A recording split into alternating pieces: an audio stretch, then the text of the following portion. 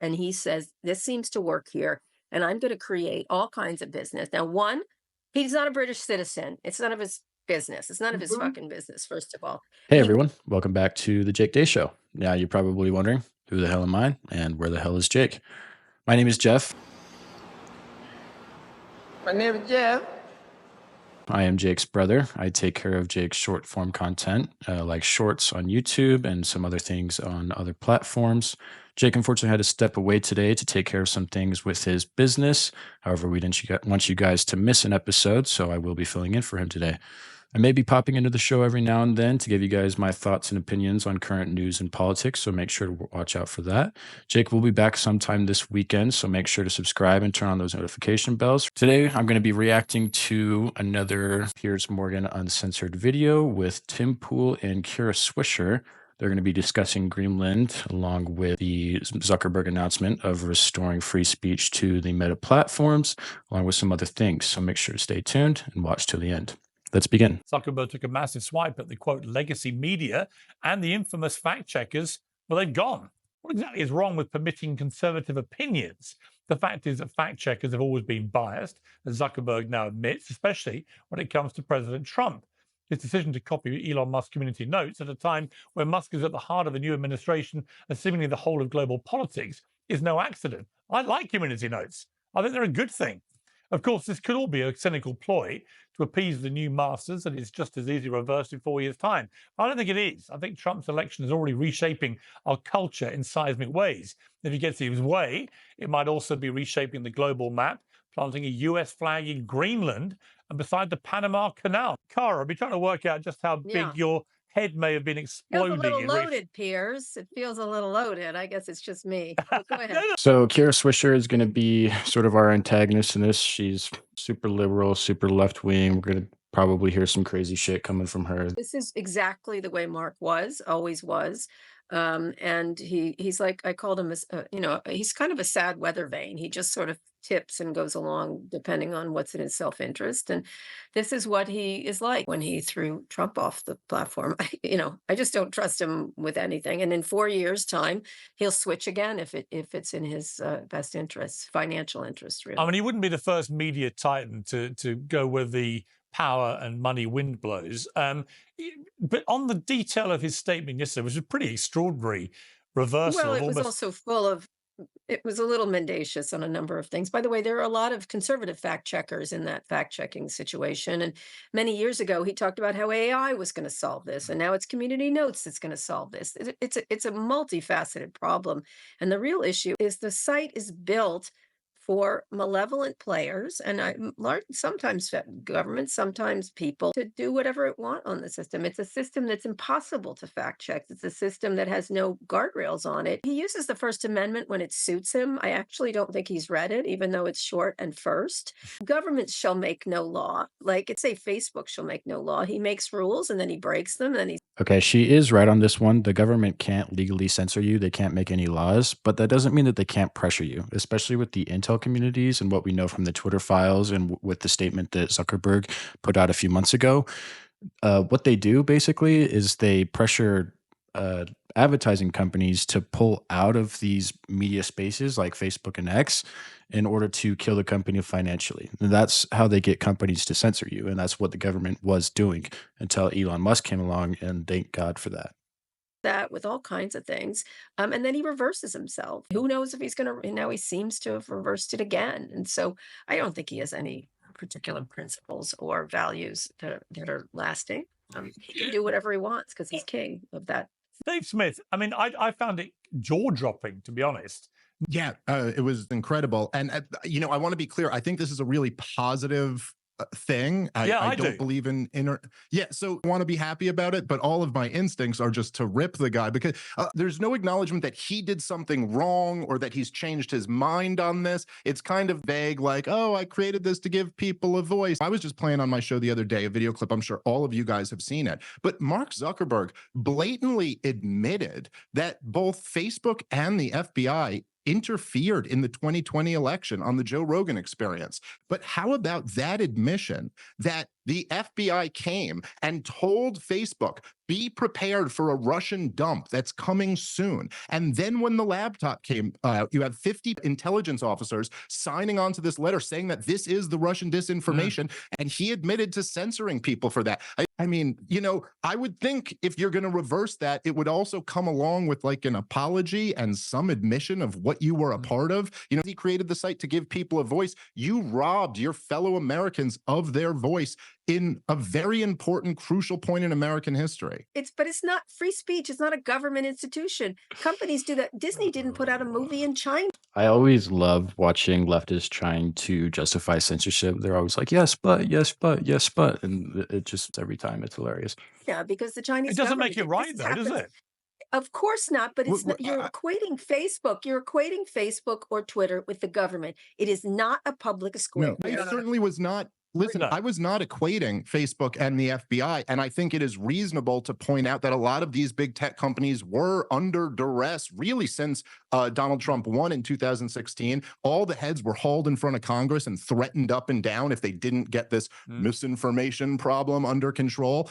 But is the claim here that those intelligence officers made a mistake and really thought this was Russian disinformation? Here's what I'm saying, and is then our realized it was Hunter Biden's laptop? the government should constantly be talking to lots of companies because there are disinformation campaigns from Iran, Russia. You can't pretend that China's not all up in our grill. You just can't. You just can't. And there should be discussions between government and companies. Okay. What about the US government? I mean, we're always talking about Iran, China, Russia, you know, the big bads.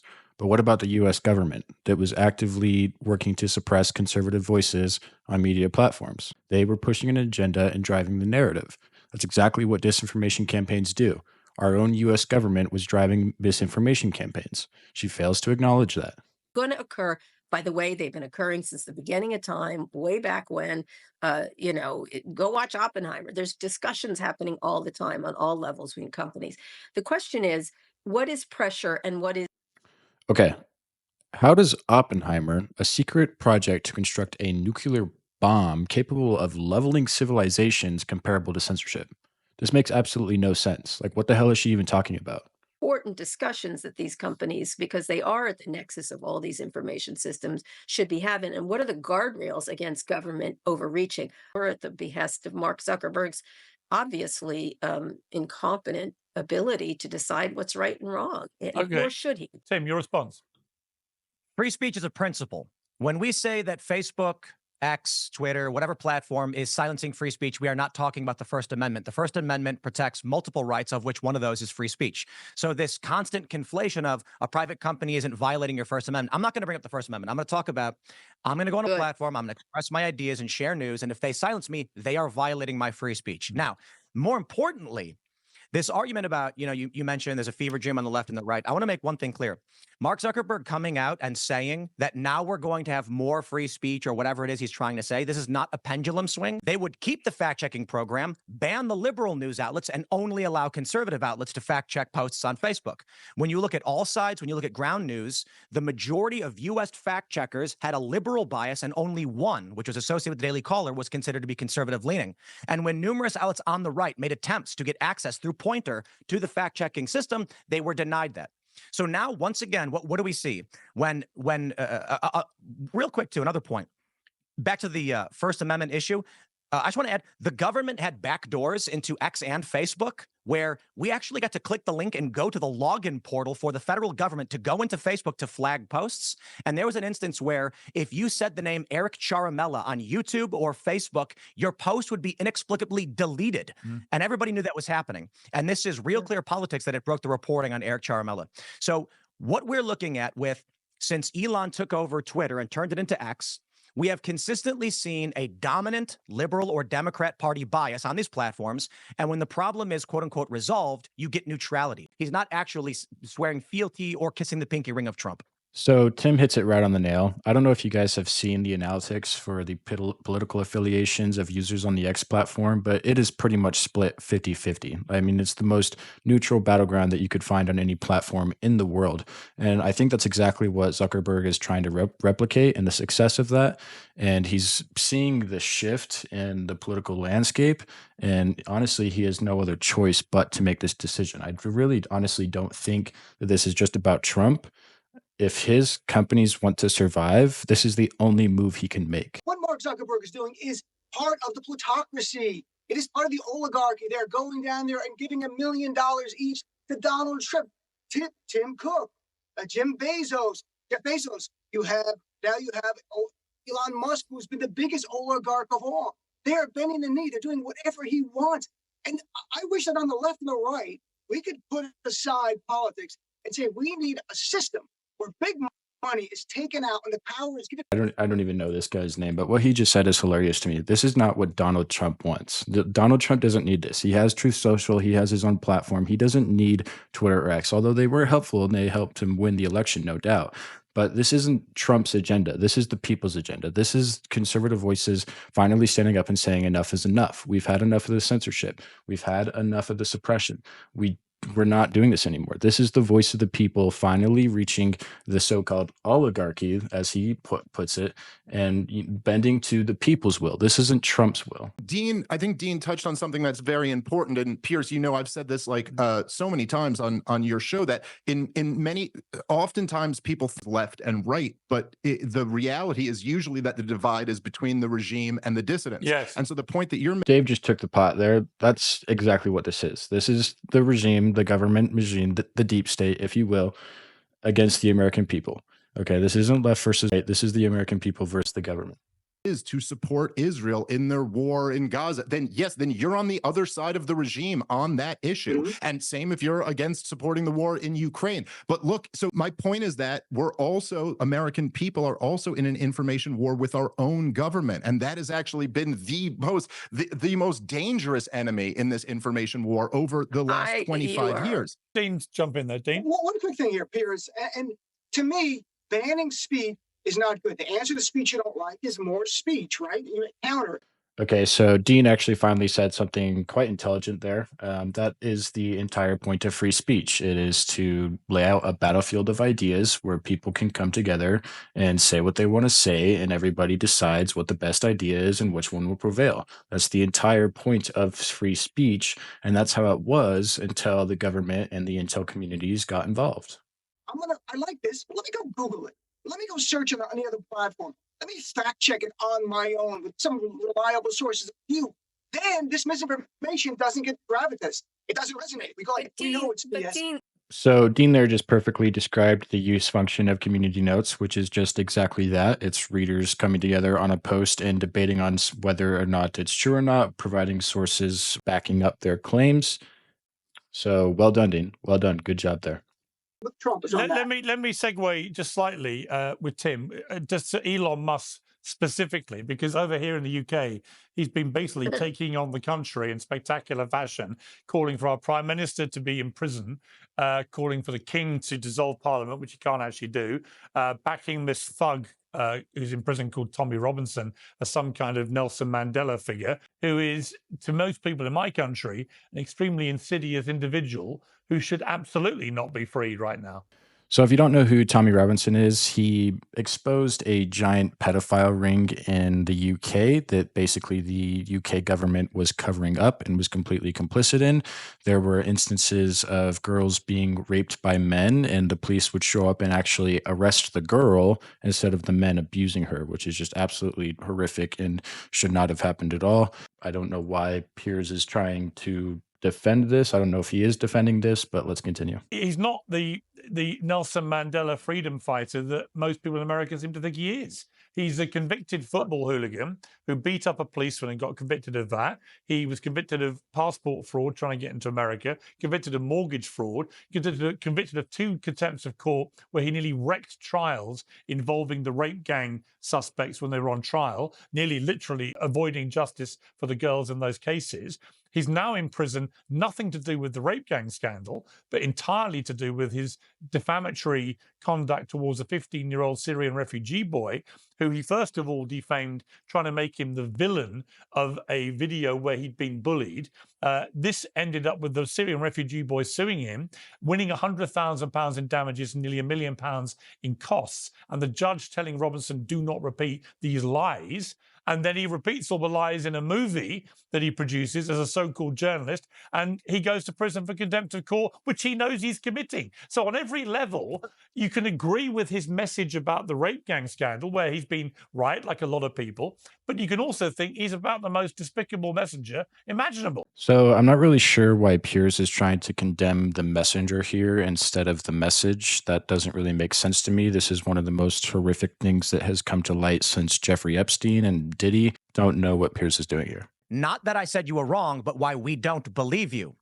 Because how long has it been going on in the UK? These grooming gangs were being covered up. As the Telegraph reported, it was covered up to present the image of successful multiculturalism, where fathers were being threatened with arrest. Then you come to me and you say all these things about Tommy Robinson. And I tell you this, maybe you're right. I have no idea. I'm not from the UK. I'm seeing this story that's been bubbling up for some time now about how your country allowed little girls to have their bodies to be, I can't even describe the things that came out in those transcripts. It's despicable, yeah. Even though we're uncensored. No, despicable is an understatement. It was torturous government that, so when I see Elon say something like, this country is the government of this, covering this up, the police covering this up. When I see Tommy Robinson in the United States, and again, I'm not telling you you're wrong, I'm saying we don't believe that the attacks against Tommy are all entirely based on he's a bad guy who did bad things. You may be right. I don't know. I'm not from your country. What I see is your country covered this up. The things that were done to these little girls, I'm going to say it. They put a pump in the anus of a 12-year-old girl to expand it so multiple men could rape her, and your country covered that up and then told me Tommy was the bad guy. And so I'm just like, look, man, I don't know. But when I heard that, I said the U.S. should be sanctioning the U.K. or doing whatever they can to remove all of those from power. I think they deserve prison for covering this up. The police officers, except you did silence everyone else. And I shouldn't say you, sorry, I apologize for that. But your government was actively covering this up. So it creates a plausible scenario when Tommy Robinson is locked up over and over again, and people are like, here's a guy calling out the grooming gangs the government is actively covering up, and now they're imprisoning him. That political correctness did contaminate the local... hang on. Let me finish.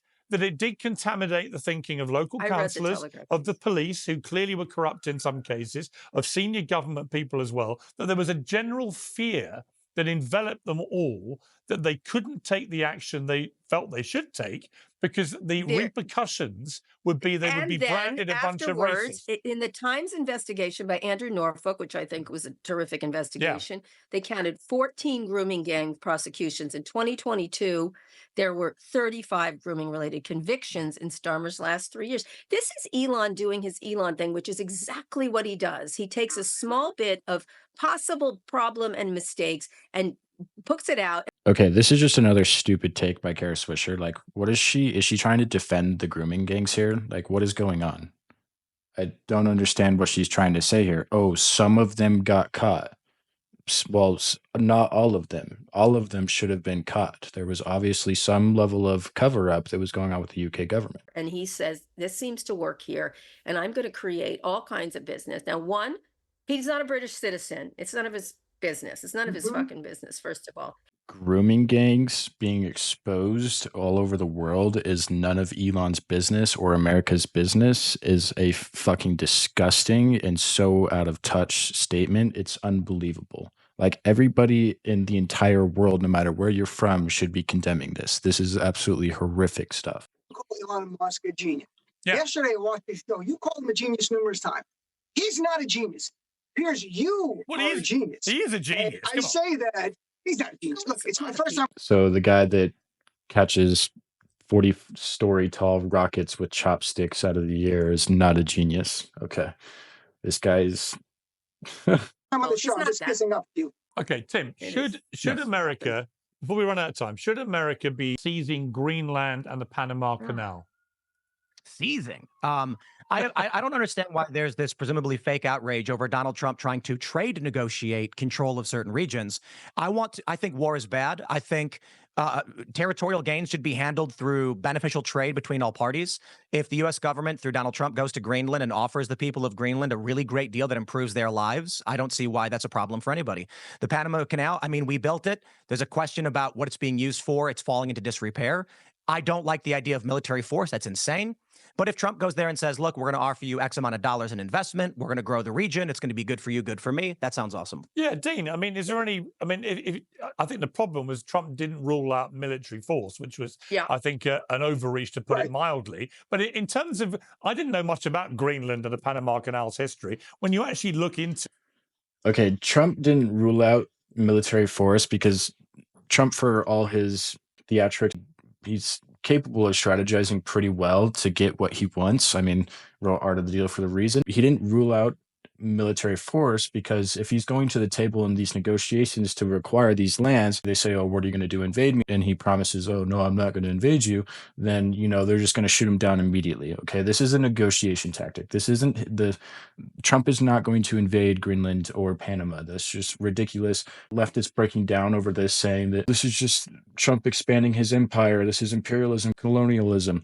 Nobody is saying that we're going to go to Greenland and acquire all their land and take it from them, kick them out of the country. No, what Trump's likely going to do is offer them a cash value price, and all the citizens are probably going to get super rich off of it. And we're going to acquire the territory because of the mineral resources that are there and also the strategic defense position that it has. If Russia was to send a nuclear warhead over to the US, it would have to fly over Greenland first. Okay, that's one of the main reasons why Trump is trying to acquire Greenland. This is definitely the right move for America, and it is America first. To it. You know, I saw John Fetterman talking about it. He seems to be a voice of common sense amid all the partisan shrieking these days. But actually, when you look at it, there's a perfectly sound argument why America might want to take territorially Greenland if they were up for it. Greenland actually has the 6th largest uranium deposit on the Earth. And if you don't know about what's coming with AI and data centers use enormous amounts of energy, more energy than we could ever hope to produce right now. And if we're going to supply enough energy for those data centers and AI, then we're going to need all the energy that we can get, and acquiring Greenland is going to help us do that. Stupid. Just say we want the rare earth minerals and we want a military base for our subs because we want to counter the Russians. And over in Panama, we need that. It's a critical thing, and we need it in good shape. Just say it. Well, he has to be fair. To be fair, he did phrase it collectively as these would be military. Well, yeah, but he did. I think that was a misstep. But he did say that this was all. So it sounds like Karen actually doesn't have a issue with the U.S. acquiring Greenland or Panama. She just hates the person making the deal, which is just stupid in every sense. And honestly, I think Trump should be doing anything and everything to acquire those.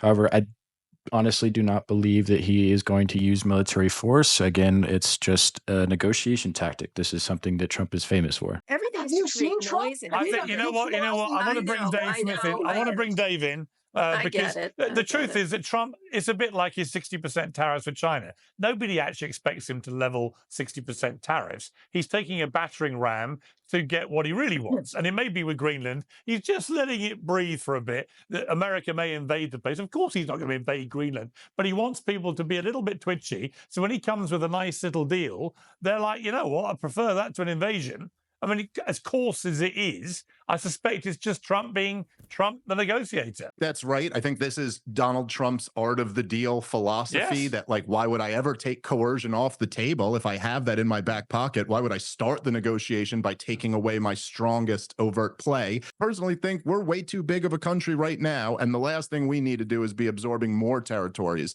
I think America has many very, very serious problems, and coming off of 20 years of disastrous terror wars and now the proxy wars in Ukraine and in Gaza, I think the last thing America needs to do right now is say, hey, what else can we take on? So look, America is the... Dave sort of makes a good argument there that America shouldn't be taking on more because we have a ton of issues right now, and we do, with Ukraine, like he mentioned, and Gaza and Israel. However, Greenland, although it is an incredibly massive, rich land, it only has a population of maybe 56,000 people.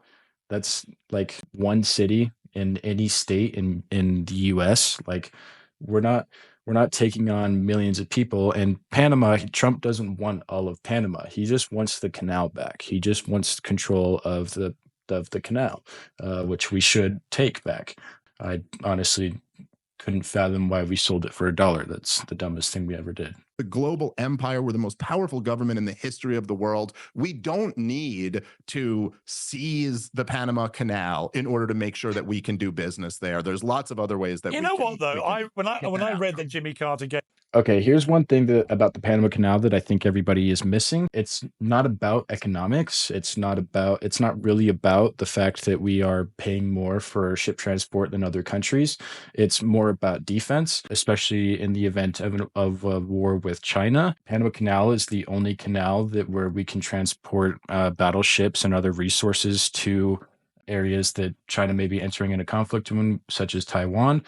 And right now, China controls both sides of the canal. They have ports on both sides of the canal. If they were to blockade that canal, it would completely shut off any sort of transportation that we would be able to provide for that war effort. Now, I'm not trying to make the argument that we should be going to war with China, but that is the most important reason for taking back the canal is its strategic use and not its economic use. Gave it away for $1, I think it was, in 1977. I didn't know all that stuff. And actually, when I saw Trump's argument about the Panama Canal, I was like, you know what?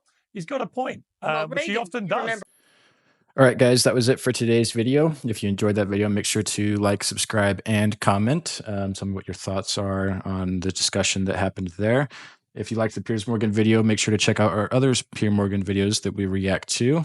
This one right here, Liberal Professor Gets Humbled, is a good one, and we want to check that one out. And we'll see you in the next one.